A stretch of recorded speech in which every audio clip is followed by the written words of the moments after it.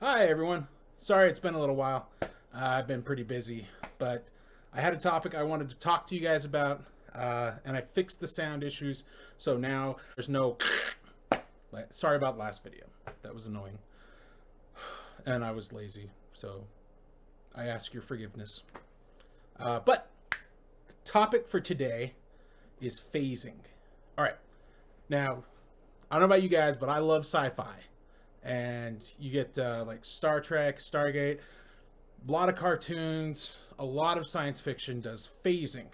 Now, you ask, why is he talking about phasing? Trust me, I'll get to it in the end. This does link back to the topic of my previous episodes. But phasing is basically where a person, through some sort of a means, usually technology, uh, has become out of phase with reality, meaning they're invisible to everyone and they can move right through solid objects, which is really fun for sci-fi. But there's a couple of problems that if it was supposed real life heliocentric physics that would just utterly destroy the people. So let's get into them real quick. First of all, if you're out of phase so that you're invisible, that means you don't interact with light from a non-phased object. So I could hold up a cup. If I was phased, or if someone was phased and in between it, the light would pass right through them. Great, so they're completely transparent. And if any light was to leave them, we wouldn't detect it. So the light that leaves them is somehow also phased. Now we know this because in certain things, they will scan, searching on all frequencies and doing all sorts of scans. And if we did have light that came off of us when we're phased, you'd be able to be picked up by infrared sensors. So since that doesn't happen in Star Trek whenever someone's phased, because they search everything, they do like thorough searches looking for these people.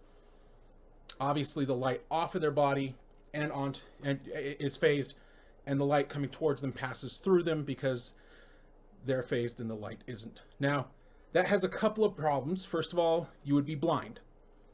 Your eyes focus the light by lenses onto your retina. The lenses would not focus the light would not be stopped by your retina, and the photoelectric effect wouldn't take effect, causing a cascade of electrons through your cones and rods of your eyes and producing an electrical impulse into your brain. Basically, you need to be able to interact with light to be able to see. So you'd be blind, first of all. The other thing, since you have no light that's coming onto you, and you're not in contact with anything that's going to have an effect on your skin, you're not going to have any heat source from the outside coming in. Now, everything has a natural black body spectrum radiation that it emits. That's what infrared sensors pick up. Everything glows. If you have burning hot metal, it glows orange, not because it's hot and glows magically. It's just that hot things glow, even cold things glow. They just glow with a lower spectrum. And then the higher frequency, the higher energy, the higher the frequency, and it becomes visible at 800 or 900,000 degrees Fahrenheit, somewhere in there. You can see it on your stove. Turn on your stove. If you have an electric coil, it'll get red hot. Anyway, if light's going off of you, it's radiative cooling, but no light's coming on you. So you'll freeze really fast. It's basically like being in the vacuum of space on the dark side of a spaceship. It's at like 4 degrees, and that's with space. It would actually be 0 degree Kelvin that you're exposed to, so you would freeze really fast. Not only that, but since the air molecules are also out of phase, you can't make a breeze. That means your lungs don't work.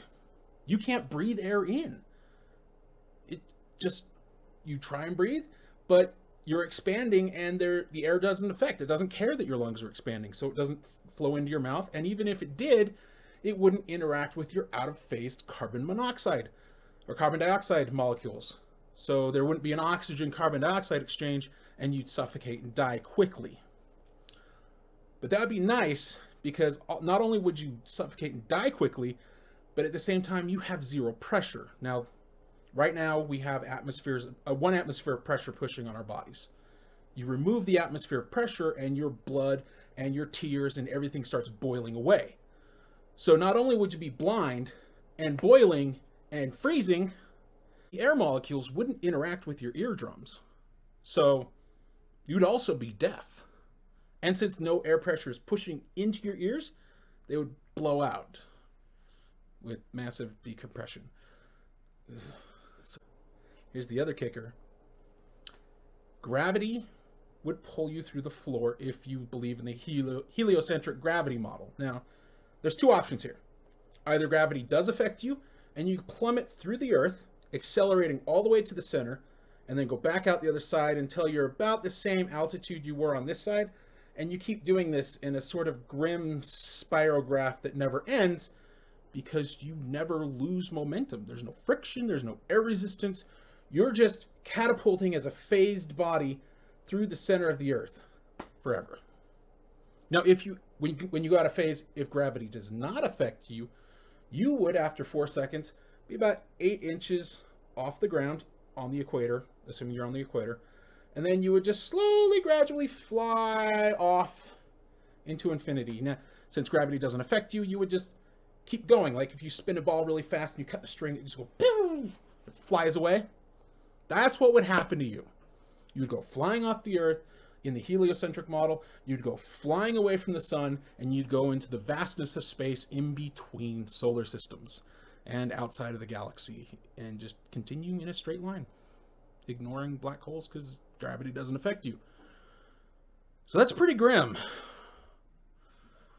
So so to recap, blind, deaf, freezing at the same time, all the liquids are boiling, and spirograph through the center of the earth or flying off to infinity.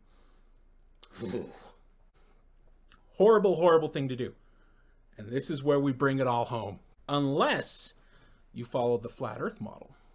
Now, gravity in the flat earth model isn't a thing. So you want to go flying through the bottom. It's just your density and your buoyancy. You can technobabble here, and your density could be 0. Your buoyancy could also be 0, so you could stay. You wouldn't automatically fall through the floor. Also, if you believe in the flat earth model, a lot of people believe that the light from the sun isn't light. It's like the spirit of God or something.